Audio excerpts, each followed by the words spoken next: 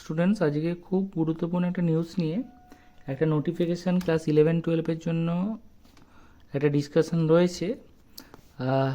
Semester wise পরীক্ষা পদ্ধতি চালু হচ্ছে।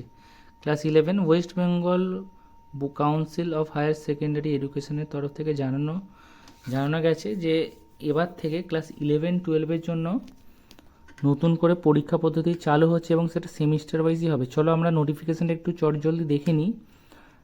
এই নোটিফিকেশানটা তোমাদের জন্য খুবই ইউজফুল, কারণ প্রথম থেকে একটা রিউমার আসছিল যে সেমিস্টার হবে কি হবে না, আদৌ সেমিস্টার হলে কিভাবে পরীক্ষা পদ্ধতি হবে, বা সেমিস্টার হলে কোন ক্লাস থেকে শুরু হবে। তো একটা নোটিফিকেশান জানা গেছে রিসেন্টলি 6 তারিখের। তো নোটিফিকেশানটা পড়ে শোনাচ্ছি, তোমরা দেখো।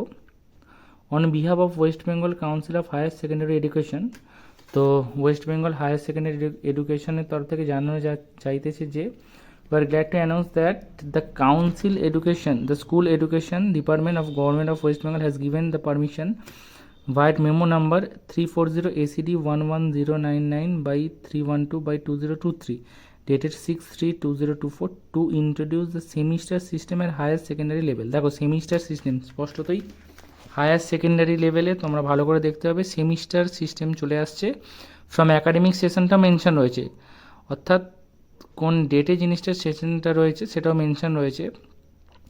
সেশন 2024-25 মানে 2024-25 ফর ক্লাস 11, অর্থাৎ এই যে বছরটা চলছে আগামী বছর পর্যন্ত ক্লাস 11-এর জন্য, এবং and subsequently from the academic session 2025-26 for class 12-এর জন্য।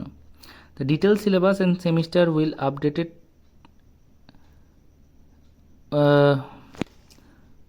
wise implementation, semester wise implementation strategy will be uploaded soon।